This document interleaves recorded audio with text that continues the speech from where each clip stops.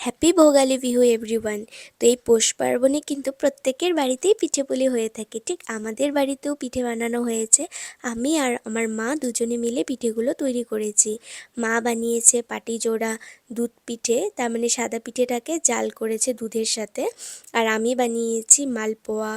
আর হচ্ছে পুলিগুলি যে দেখছো, সেই প্রত্যেকটা কিন্তু আমার হাতের তৈরি। পারফেক্ট শেপ হয়নি যদিও, তবুও চেষ্টা করেছি। করতে করতেই একদিন পারফেক্ট হয়ে যাবে, তাই না? এখন হচ্ছে এই পুলিগুলিকে আমি রসে ভেজাবো, মানে শিরাতে ভেজাবো।